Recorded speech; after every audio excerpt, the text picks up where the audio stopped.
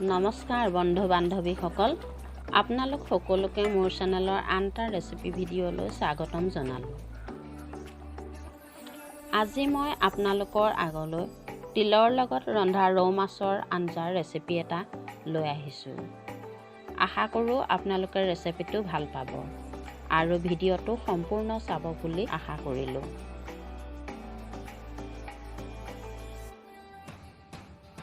আহকচোন তেনেহ'লে পলম নকৰি ভিডিঅ'টোৰ মাজলৈ যাওঁ। মইনো কেনেধৰণে বনালোঁ। ইয়াৰ কাৰণে মই প্ৰথমতে গেছটো জ্বলালোঁ আৰু গেছত এখন কেৰাহী পাতিলোঁ। গৰম হোৱাত ইয়াতে মই মিঠাতেল দিলোঁ। এতিয়া মই মাছ ভাজিম। মাছখিনি মই আগতীয়াকৈ কাটি বাছি ধুই পখালি নিমখ হালধি সানি মেৰিনেট কৰি থৈ দিছিলোঁ আৰু মই এতিয়া এপিচ এপিচকৈ তেলত দিছোঁ আৰু এইখিনি লাহে লাহে মই লৰাই দিম। এয়া লুটিয়াই দিছোঁ। যিহেতু আমি সকলোৱে জানো মাছ বাছা কাটা ধোৱা নিমখ হালধি সনা, সেইকাৰণে এইখিনি মই নেদেখুৱালোঁ আৰু মাছখিনি এনেধৰণে লৰাই দিলোঁ। এয়া মোৰ মাছ ভজা হৈ গৈছে। মই এয়া মাছখিনি নমাই লৈছোঁ। আনফালে মই এটা বাটিত একাপমানৰ জোখেৰে তিল তিয়াই থৈছোঁ 10 মিনিট আৰু সেই তিলখিনি মই পেষ্ট বনাই লৈ ল'লোঁ। এতিয়া মছলা পাতিৰ ভিতৰত মই 3টা জলকীয়া লৈছোঁ, এটা পিঁয়াজ সৰু সৰুকৈ কাটি লৈছোঁ, এখিলা তেজপাত লৈছোঁ, আদা এটুকুৰা কাটি লৈছোঁ থেতেলি, নহৰু অকণমান থেতেলিয়াই লৈ লৈছোঁ কেইফুটামান। এতিয়া মই গেছত এখন কেৰাহী পাতিলোঁ। গৰম হোৱাত ইয়াত মই মিঠাতেল দিছোঁ।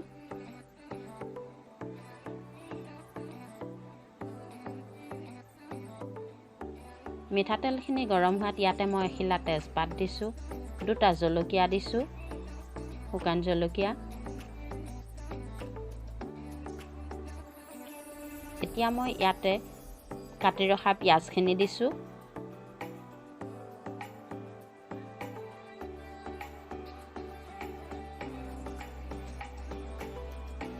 থেতেলি থোৱা নহৰু কেইফুটা দিছোঁ আৰু থেতেলি থোৱা মই আদাখিনি দিছোঁ। ইয়াৰ কেঁচা গোন্ধটো যোৱালৈকে মই ভাজি ল'ম। এতিয়া পেষ্ট কৰি ৰখা মই তিলখিনি দি দিছোঁ আৰু কিছু সময় ইয়াত উতলিবলৈ দিম।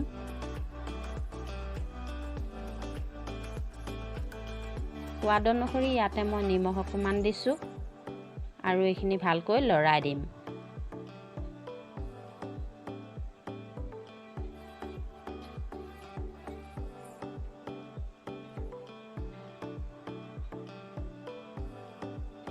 এতিয়া মই বাতিটো অকণ আওখালি দিছোঁ আৰু এবাৰ লৰাই দিছোঁ। এতিয়ালৈ চাই যদি আপোনালোকে ভাল পাইছে, প্লিজ এটা লাইক কৰিব।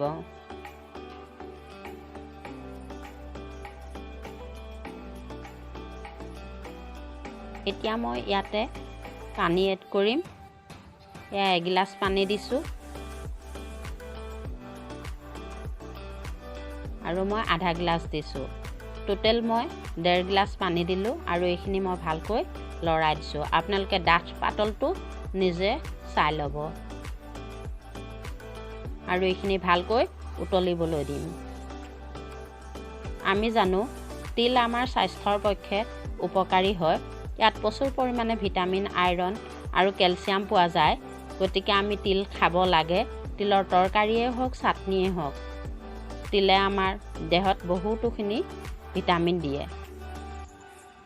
এতিয়া উতলাত মই মাছখিনি ইয়াত এড কৰিছোঁ। মাছখিনি দিয়াৰ পিছত মই 5 মিনিটমান ভালকৈ আকৌ উতলিবলৈ দিম।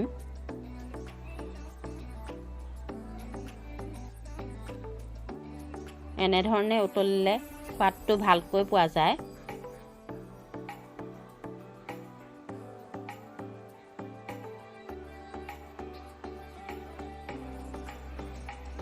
এই তৰকাৰীখন বনাবলৈ খুবেই সহজ। এতিয়া মই এটা জলকীয়া দিছোঁ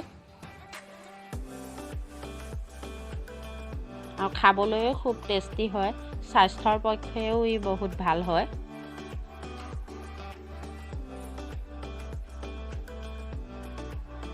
খুব ধুনীয়াকৈ উতলি আহিছে।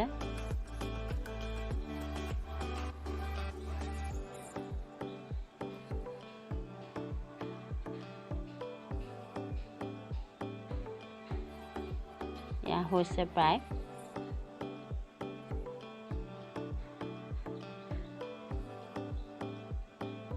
ধুনীয়াকৈ উতলি আহিছে আৰু হৈ গৈছে মোৰ তৰকাৰীখন।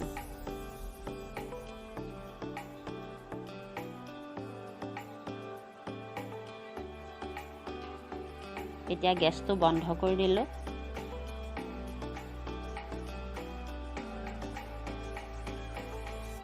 এতিয়া পৰিৱেশনৰ কাৰণে মই এটা বাতিত উলিয়াই ল'ম।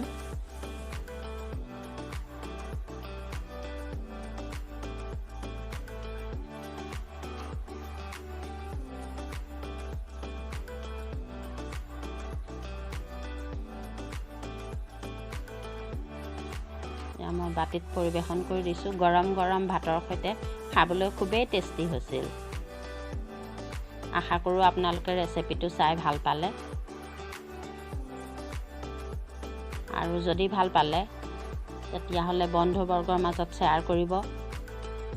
যিসকল বন্ধু বান্ধৱীয়ে আগৰে পৰা চাই আছে তেওঁলোকক বহুত বহুত ধন্যবাদ। তেওঁলোক যেন আগলৈকে মোৰ এনেকুৱা ফ্ৰেণ্ডেই হৈ থাকে। আৰু যিসকল বন্ধু বান্ধৱীয়ে আজি নতুনকৈ চাইছে তেওঁলোকে যেন চেনেলটো ছাবস্ক্ৰাইব কৰে আৰু ওচৰতে থকা বেল আইকনটো টিপি অল কৰি দিয়ে। আৰু ভিডিঅ'টো সম্পূৰ্ণ চোৱাৰ বাবে বহুত বহুত ধন্যবাদ। পুনৰ অন্য এটা ৰেচিপি ভিডিঅ'ৰ সৈতে লগ পোৱাৰ প্ৰতিশ্ৰুতিৰে।